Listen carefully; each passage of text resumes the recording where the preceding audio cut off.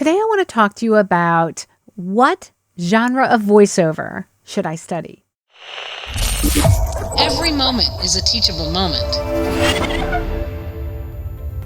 I get a lot of questions from people just starting off in the industry about what genre should I be in? How does my voice sound? What should I be studying? There are different markets in voiceover, and I think in order to really strategize what genre you should be working in, it's important to understand the difference between the markets and the market share, so to speak, right? A lot of people think about voiceover and they think commercial right off the bat, or they think animation.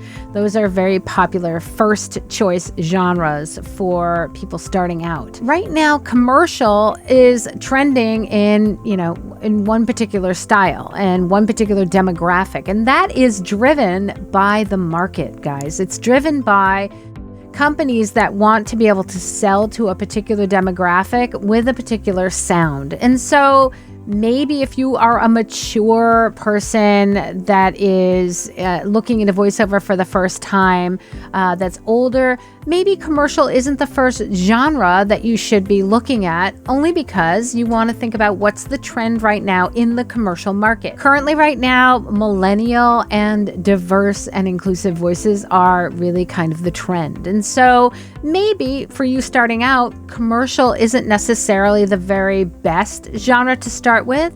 I really believe that you should start with a coach that's going to give you the fundamentals of voice acting first and foremost, because no matter what genre you study, the acting will come into play. And then you can kind of evolve into a place where your coach feels that your voice will fit. That's commercial. I mean, a lot of people don't like long format narration, but I will tell you that the corporate genre is a very large market. And right now, long form narration is about 80% of the market.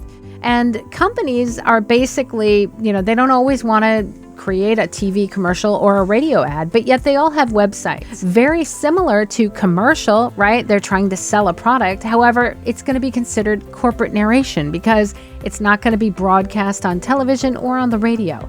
And they might take a little bit longer in that video to talk about their product and the features of that product. And that is considered corporate narration. And that is a very large market. Same thing with training, right? Because every company that exists typically needs to train their employees either on safety procedures or internal software or HR policies, or they need to train their customers on their product or service.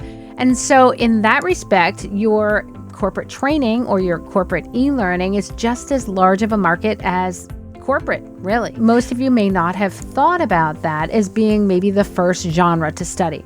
But again, I will stress to you that most coaches, if they're going to teach you the fundamentals of voice acting, these fundamentals will apply no matter what genre you are working in. You still need to know who you are as a character, you need to know who you're talking to, and you need to know the person that you're talking to. You need to understand the scene and the purpose of the copy so that you can tell that story. So if you'd like more voiceover performance tips, make sure to check out my videos here. Thanks so much for watching, guys. I'll see you next week.